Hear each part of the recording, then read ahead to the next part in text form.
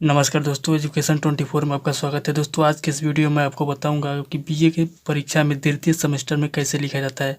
अगर आप जानना चाहते हैं कि बीए के द्वितीय सेमेस्टर में कॉपी कितनी बड़ी होती है, कितने पेज की होती है और उत्तर कितने पेज में लिखना होता है, दीर्घ उत्तरीय प्रश्न कितने शब्दों में लिखना होता है, लघु उत्तरीय प्रश्न कितने शब्दों में लिखना होता है, अति लघु उत्तरीय प्रश्न कैसे लिखा जाता है तथा उत्तर कैसे लिखते हैं और हेडिंग कैसे दागा जाता है, किस पेन से लिखते हैं और कैसे लिखते हैं। अगर इन सब बातों को अगर आप जानना चाहते हैं तो इस वीडियो को पूरा देखिए, अंत तक देखिए। और अगर आपको ये वीडियो अच्छा लगे तो वीडियो को लाइक कीजिए, शेयर कीजिए और कमेंट करना ना भूलिए। तो ये वीडियो शुरू करते हैं। दोस्तों, कुछ लोगों ने कमेंट किया था, मैंने इससे पहले एक वीडियो बनाया था कि बीए के परीक्षा में उत्तर कैसे लिखा जाता है और कैसे लिखा जाता है, लिखने का सही तरीका क्या है। तो उस वीडियो को 1 महीना के अंदर ही 2.5 लाख लोगों ने देखा था और बहुत लाइक किया था, कमेंट किया था। तो उन्हीं में से कुछ लोगों ने कमेंट किया था कि सर, बीए के द्वितीय सेमेस्टर के परीक्षा में जो क्वेश्चन पेपर आता है, उत्तर पुस्तिका होती है, वो कितनी बड़ी होती है, क्वेश्चन कितने शब्दों में लिखना होता है, लघु उत्तरीय प्रश्न कितने शब्दों में लिखने होते हैं। तो आज इस वीडियो में उन्हीं शब्दों के बातों के ऊपर आपको विस्तार से बताऊंगा कि क्वेश्चन कितने आते हैं, कौन से क्वेश्चन कितने लाइन में लिखने होते हैं और कैसे लिखने होते हैं। तो आइए देर न करते वीडियो को शुरू करते हैं। देखिए, सबसे पहला क्वेश्चन हमारा आता है कि बीए द्वितीय सेमेस्टर जो होता है, तो बीए के द्वितीय सेमेस्टर में कॉपी कितनी बड़ी होती है।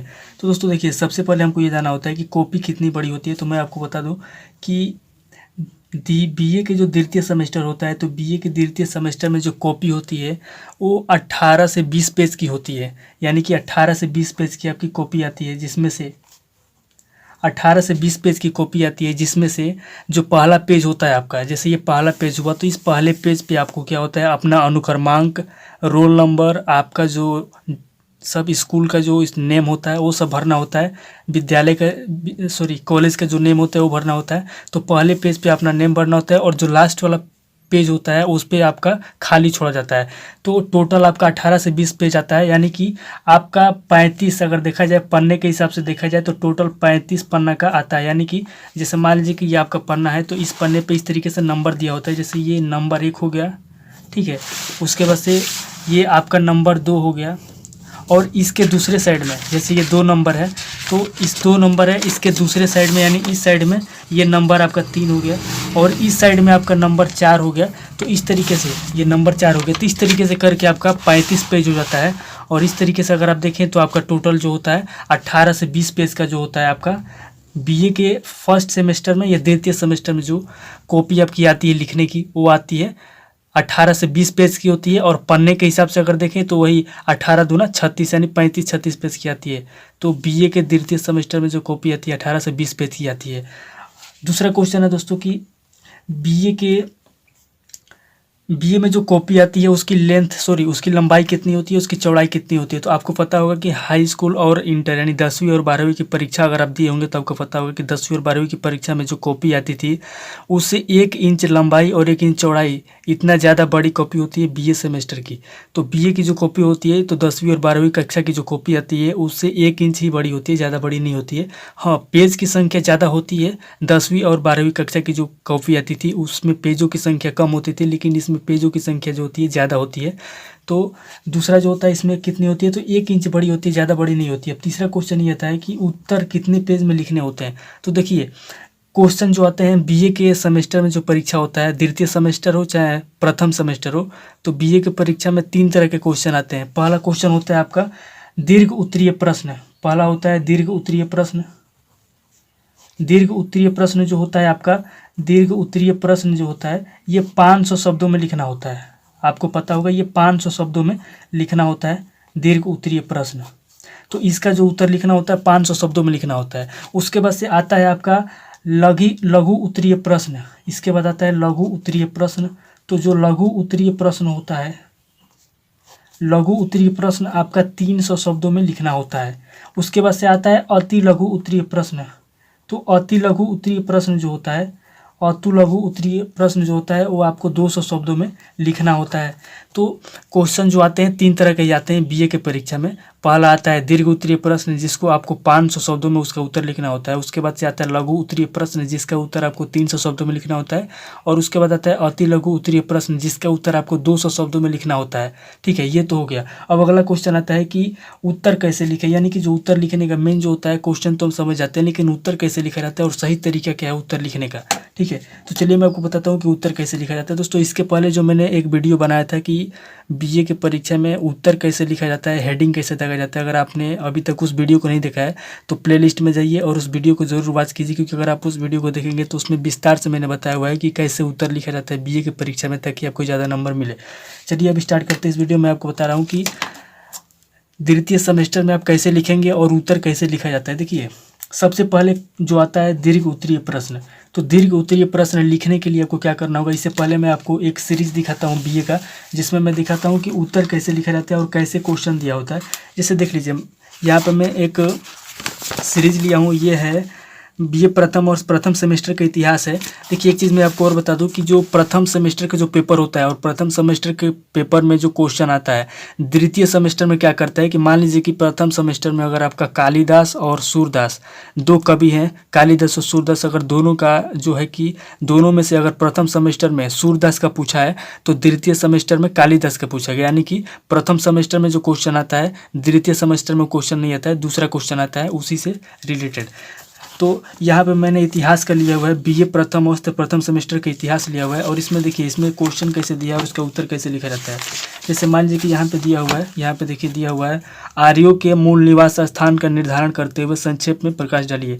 तो सबसे पहले आपको क्या करना है, ये जो दिया हुआ है भारतीय आर्य एवं भारत में प्रारंभिक स्थापना, ये आपका हेडिंग हो गया।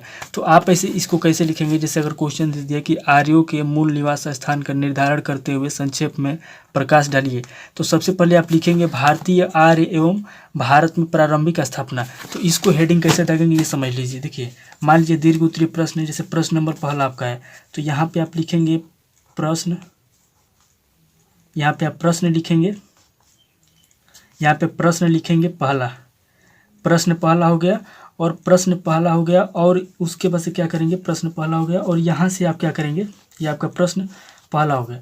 और प्रश्न पहला लिख के आप उत्तर कैसे लिखा जाता है ये समझ लीजिए, हेडिंग कैसे देखते हैं वो समझ लीजिए। प्रश्न नंबर 1 हो गया और उसके बाद से यहाँ से एक लाइन छोड़ के, प्रश्न 1 दे के एक लाइन छोड़ के यहाँ से आप उत्तर लिखेंगे। तो उससे पहले मैं आपको बता दूं कि इस साइड जो कॉपी आती है इस तरीके से होती है, तो आपको सबसे पहले स्केल से इस तरीके की एक लाइन खींच लेनी होती है, सीधा लाइन इस तरीके से, ताकि जो प्रश्न है इस साइड में लिख सके, उत्तर इधर लिख सके। मैं स्केल से नहीं खाचा हुआ था तो इस तरीके से मैं खाच लेता हूँ। आपको भी स्केल से पहले इस तरीके की लाइन खींच लेनी चाहिए, उसके बाद से आपको उत्तर इधर लिखना होता है। वो समझाने के लिए मैं आपको इस तरीके से बता रहा हूँ। तो इस तरीके से आप प्रश्न लिख लिए, हम दीर्घ उत्तरीय प्रश्न बता रहा हूँ आपको कैसे लिखना है। इस तरीके से आप लिख लिए प्रश्न संख्या 1। उसके बाद से आपको यहाँ पे लिखना है, एक लाइन छोड़ के यहाँ से लिखना है, एक लाइन छोड़ दीजिए या 2 लाइन छोड़ दीजिए, ज़्यादा फर्क नहीं पड़ेगा। आपको यहाँ से लिखना है उत्तर, प्रश्न नंबर 1 का उत्तर लिखना है। यहाँ से उत्तर लिखने के बाद आपको क्या करना है, इस तरीके से आप कर सकते हैं। इस तरीके से आपको तीर का निशान नहीं बनाना है। अगले वीडियो में आपको बताया था कि तीर का निशान नहीं बनाया जाता है, ये वही तो गलत होता है। तीर का निशान आपको नहीं बनाना है, आपको उत्तर लिखिए और ये देखिए और इस तरीके से सिंपल डैश कर देना है। उसके बाद से यहाँ से तीर का निशान नहीं बनाना है, याद रखिएगा तीर का निशान गलत है। उत्तर लिखिए, उसके बाद से आपको क्या करना है, जो हमारा क्वेश्चन था अभी जो क्वेश्चन देखे थे हम, आर्यों के मूल निवास स्थान का निर्धारण करते हुए संक्षेप में प्रकाश डालिए। तो उसके बाद से हम हेडिंग देखेंगे भारतीय आर्य एवं भारत में प्रारंभिक स्थापना। पहले आप देख लीजिए कि एक क्वेश्चन के लिए कितने हेडिंग दागना अच्छा रहता है। तो देखिए, पहला हेडिंग हो गया भारतीय आर्य एवं भारत में प्रारंभिक स्थापना, दूसरा हो गया आर्यों का आदि देश। उसके बाद तीसरा हेडिंग देखिए, तीसरा इसका हेडिंग है, उसी में दूसरे हेडिंग में पहला हेडिंग है भारतीय सिद्धांत। उसके बाद दूसरा हेडिंग हो गया पंडित गंगानाथ झा। तीसरा फिर उसी में दूसरा हेडिंग हो गया यूरोपियन सिद्धांत। फिर उसके बाद तीसरा हेडिंग हो गया मध्य एशिया का सिद्धांत। तो इस तरीके से जो होता है एक ही क्वेश्चन में कम से कम 5, 6, 7, 8 जितना आप हेडिंग दागेंगे उसके हिसाब से आपको ज़्यादा नंबर पर एग्जामिनर जो होता है इसको देख करके इस बेस पे आपको नंबर देता है। तो उत्तर हो गया। उसके बाद से हम यहाँ पे लिखेंगे उत्तर। तो हम सबसे पहले क्या करेंगे, हेडिंग देखेंगे यहाँ पे भारतीय, यहाँ पे हम हेडिंग देखेंगे भारतीय आर्य एवं भारत में भारतीय आर्य एवं भारत में प्रारंभिक स्थापना। इस तरीके से हम हेडिंग देंगे, प्रारंभिक स्थापना। ठीक है, हेडिंग हो गया।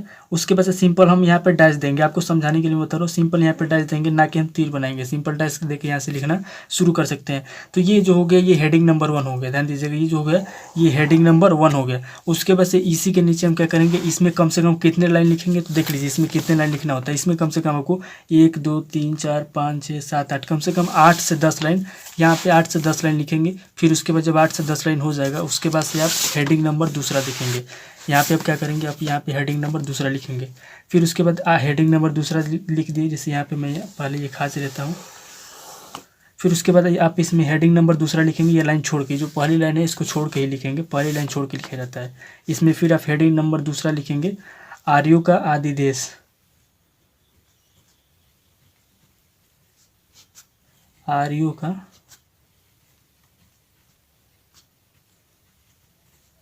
आदि देश। फिर उसके बाद इस हेडिंग में नीचे इस तरीके से अंडरलाइन कर देंगे, कोई दिक्कत नहीं होगा। ठीक है, उसके बाद यहाँ पे डैश देंगे और उसके बाद हम यहाँ से लिखना स्टार्ट करेंगे। फिर उसके बाद कुछ लाइन लिखेंगे, कम से कम 7-8 लाइन लिखेंगे। फिर इसके बाद एक और हेडिंग देंगे। ठीक है, तो फिर हम इसके अंदर एक और हेडिंग देंगे। जैसे इसके अंदर हेडिंग दे सकते हैं हम पहला, नंबर पहला दे सकते हैं इस तरीके से। और इसमें हम लिख सकते हैं कुछ भी, जैसे भारतीय सिद्धांत हेडिंग हो गया हमारा, ये हो गया भारतीय सिद्धांत। तो भारतीय सिद्धांत हमारा ये हेडिंग हो गया। फिर उसके बाद हम इसके अंदर लिखेंगे कम से कम 4 या 5 लाइन कम से कम लिखेंगे इसके अंदर। फिर इसके बाद हम 4 से 5 लाइन लिखने के बाद फिर हम एक और हेडिंग लिखेंगे और इसमें हम एक और हेडिंग लिखेंगे। देखिए हेडिंग क्यों लिखा जाता है इसको पहले समझ लीजिए। जो हमारा दीर्घ उत्तरीय प्रश्न होता है, दीर्घ उत्तरीय प्रश्न जो होता है 500 शब्दों का होता है, और 500 शब्दों को अगर आप केवल एक हेडिंग के अंदर लिखेंगे तो जो एग्जामिनर होते हैं क्वेश्चन चेक करने वाले, तो वो समझ जाएंगे कि आप केवल क्वेश्चन पेपर भरे हुए हैं, यानी आपको ज़्यादा जानकारी नहीं है। अगर वही एक हेडिंग के अंदर अगर आप कम से कम 4-5 या 6 हेडिंग या 8, कम से कम 8 हेडिंग अगर डाल कर आंसर लिखेंगे तो एग्जामिनर जो होते हैं वो समझ जाएंगे कि आप ज़्यादा जो है अच्छे से उसको एक्सप्लेन किए हुए हैं, ज़्यादा अच्छे से समझाए हुए हैं। तो इसलिए ये अनिवार्य है कि आप जो क्वेश्चन है, दीर्घ उत्तरीय प्रश्न है, उसको 500 शब्दों में लिखिए। और एक हेडिंग के अंदर, जैसे ये हेडिंग हो गया आपका, एक हेडिंग के अंदर देखिए ये आपका एक हेडिंग हो गया, इसके अंदर कम से कम क्या कीजिए कि इसके अंदर 1 2 3 और इस तरीके से आप कम से कम 7 या 8, 3 हो गया, उसके बाद 4, इसी में जैसे मान लीजिए कि एक और आपको लिखना है। सॉरी, मैं आपको बस समझाने के लिए स्केल से खास लीजिएगा आप परीक्षा के अंदर। इसमें आप एक और हेडिंग टाक दीजिए, जैसे इसमें पहला था और यहाँ पे दूसरा लिख दीजिए हेडिंग। जैसे आपका होगा यूरोपियन सिद्धांत, यहाँ पे लिख दीजिए। जो भी हो क्वेश्चन के हिसाब से मैं आपको समझाने के लिए बस ये लिख रहा हूँ, यूरोपियन सिद्धांत, यूरोपियन सिद्धांत। फिर उसके बाद डैश दे दीजिए और नीचे अंडरलाइन कर दीजिए, इससे आपको कोई दिक्कत नहीं होगा।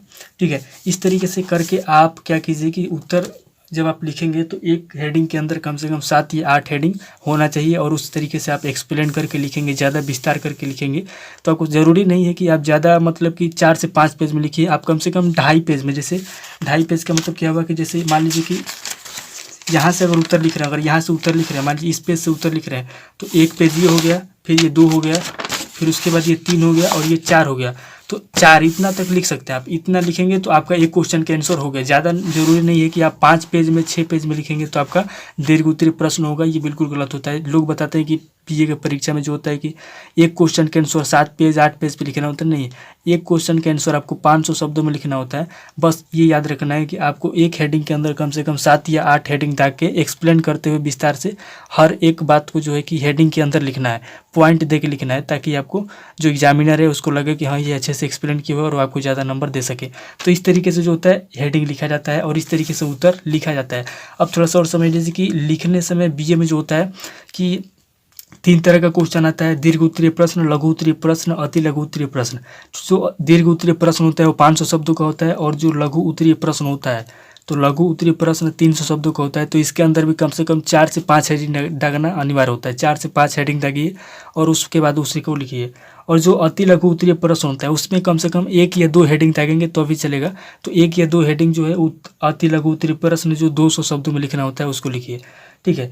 अब चलिए अब दूसरा पॉइंट समझाता हूँ आपको। दूसरा पॉइंट ये है कि बीए के एग्ज़ाम में ध्यान दीजिएगा, बीए के एग्ज़ाम में आपको ये हमेशा याद रखना है कि आपको जो पेन यूज़ करना है, ठीक है। तो पेन आपको स्केच छोड़ के ऐसा पेन यूज़ नहीं करना है जो पेज के दूसरे तरफ भी उतर जाए। जैसे कुछ पेन ऐसे होते हैं कि अगर इस साइड अगर आप लिखते हैं तो वो पेज के जो है दूसरे तरफ, जैसे इधर आप लिखते हैं तो पेज के दूसरे तरफ भी क्या होता है, उतर जाता है। तो इससे क्या होता है कि जो पेज जो होता है, जो कॉपी होता है, जब एग्जामिनर के पास जाता है चेक करने के लिए, तो उस समय वो पूरा जो आपका जो अक्षर लिखा होता है वो दिखाई अच्छे से नहीं देता है और वो आपस में जो होता है इधर उधर से बड़ा छोटा हो जाता है।